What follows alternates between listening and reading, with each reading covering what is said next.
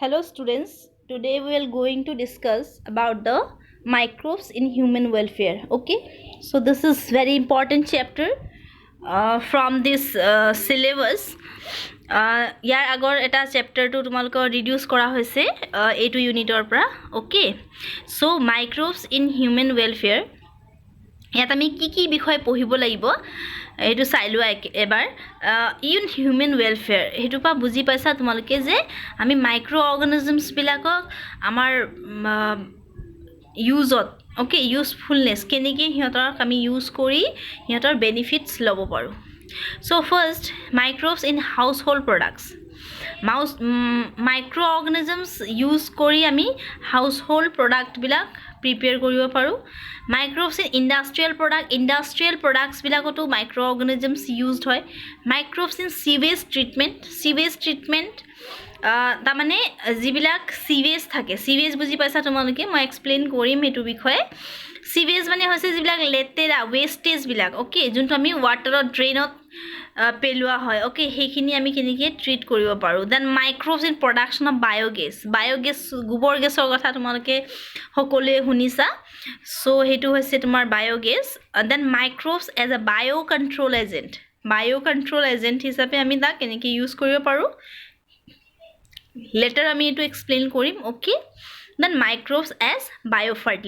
Fertiliser হিচাপেও আমি কি কৰিব পাৰো মাইক্ৰো অৰ্গানিজম ইউজ কৰিব পাৰো এতিয়া সোৱা ইমান বেছি বেনিফিটস আছে মাইক্ৰো অৰ্গানিজমৰ তো আমি ফাৰ্স্ট চাও ডেফিনিশন কি হয় মাইক্ৰো অৰ্গানিজমৰ okay so microorganisms the living organisms okay too small to be seen with naked eye but visible under a microscope ami naked eye di sabo nuaru বুজি পালা ৰিসেন্টলি এটা মাইক্ৰোঅৰ্গানিজমছ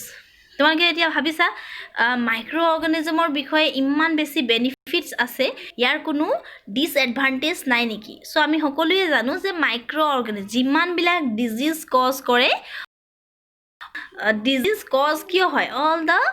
microorganisms are responsible for causing all disease যিমান বেমাৰ হয় গুটে বেমাৰ বিলা cause কোনে কৰে মাইক্ৰোঅৰ্গানিজমে কৰে তা মানে এটা কইনছৰ দুটা সাইড থাকে হয় না এডভান্টেজ এন্ড ডিসএডভান্টেজ সো এডভান্টেজ থাকিলে কি হ'ব ডিসএডভান্টেজ obviously থাকিব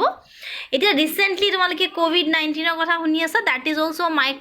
microorganism okay so these are include such as bacteria fungi viruses so microorganisms viruses বিলাক কি হয় these are microorganisms okay so হেতু কি কৰি আছে ডিজিজ কজ কৰিছে তাৰ কাৰণে আজি আমি এনেদৰে ক্লাস কৰিব লগিয়া হৈছে বুজি পাইছা ওকে সো তোমালোকে এটো কথা ক্লিয়াৰ কৰি লোৱা যে microorganisms বিলাক these are too small which cannot be seen and with naked eye which can be observed microscope হে কাৰণে কোৱা আছে microorganism মাইক্ৰোস্কোপত হে আমি তাক চাব পাৰো okay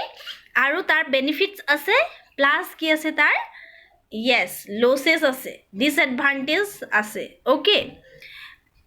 so microorganisms bacteria fungi viruses microsporic plant green algae okay microsporic animals rotifers planarians okay so microorganisms ki hoy it may be unicellular or it may be multicellular but very small okay so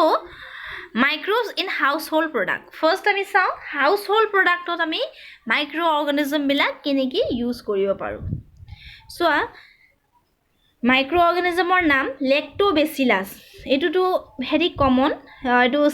in short আমি lab বুলি লিখো and bacteria this type is bacteria okay which type of microorganism bacteria and their কাম হৈছে curd making তাৰমানে মিল্কৰ পৰা curd formation কৰাত কোনটো microorganism এ help কৰে lactobacillus এটো very important হয় প্ৰায় এটো কোৱেশ্চন আহে lactobacillus এটো curd making bacteria নাম প্ৰায় আহে it's very common very important so তোমালোকে কি কৰিবা এটো মনত থবা okay then yeast Saccharomyces cerevisiae it's very important it is a fungus and your function hoise fermentation used in dough and traditional drink fermentation kora then propionibacterium okay sarmani that is a type of bacteria and their function hoise cheese making so these are the microorganisms which are used in household products. ইয়াত চোৱা card making lactic acid bacteria বুলি কোৱা হয় lactic acid bacteria তাৰ ফুল form lactobacillus and other commonly called lactic acid bacteria grow in milk ক'ত grow হয় milkত and convert it into curd. They convert lactose into lactic acid. লেক্টোজক lactic এচিডত convert কৰি দিয়ে সেইকাৰণে কি হয় মিল্কৰ পৰা কাৰ্ড ফৰ্মেশ্যন হয় আমি সকলোৱে জানো যে মিল্কত কি থাকে লেক্টোজ থাকে আৰু সেই মাইক্ৰ অৰ্গানিজমটো এটা কি কৰে কনভাৰ্ট কৰি দিয়ে লেক্টিক এচিডত তেতিয়া কি হয় কাৰ্ড ফৰ্মেশ্যন হয় সো তোমালোকৰ মেকানিজম ইম্পৰ্টেণ্ট নাহে বাট মাইক্ৰ অৰ্গানিজমৰ নামটো আহিব পাৰে আহে প্ৰায় আহে এক্সামত ওকে দেন ফাৰ্মেণ্টেশ্যন গ্লুকোজ ইষ্টে কি কৰে গ্লুকোজটো কি কৰিব ethanol plus carbon dioxide ethanol that means alcohol okay ইথানলত কনভাৰ্ট কৰি দিয়ে আৰু কাৰ্বন ডাই অক্সাইড ৰিলিজ কৰে হেতু হৈছে তোমাৰ ফাৰ্মেণ্টেশ্যনৰ মাইক্ৰ অৰ্গানিজমৰ কাম ইষ্ট দেন Propionibacterium sermani ইয়াৰ কাম আছে cheese production okay different cheese differ in texture because of the microbes and used during fermentation. So it is large holes in Swiss cheese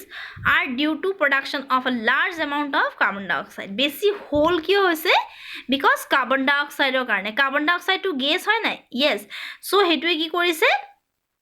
তোমাৰ fluffy two গেছৰ কাৰণে কি হৈছে বস্তুটো fluffy হোৱা নাই ওকে সো বেসিকে ভিতৰৰ ফালে ফুলি গৈছে আৰু বাহিৰৰ ফালে কি হৈছে তোমাৰ হোল নিচিনা ষ্ট্ৰাকচাৰ হৈছে that is called Swiss cheese by a bacterium call Propionibacterium sermani it's very important মাইক্ৰ অৰ্গানিজমৰ নাম বিলাক কিন্তু তোমালকে সাইন্টিফিক নেম মনত থবা then the next one is Roquefort cheese is ripened by growing a specific fungus that is Penicillium roqueforti okay on them over a particular flavor tamane flavor or karne this is another type of microorganisms etu use kora hoy kihor karne Roquefort cheese prepare koribo karne so Swiss cheese aru Roquefort cheese tar karne duta beleg microorganism or dorkar hoy so you have to remember the name of the microorganism with the scientific name so ekhini hoise microorganismor household uses ki kamot ami microorganisms bilak use koribo paru so tomaloke first pala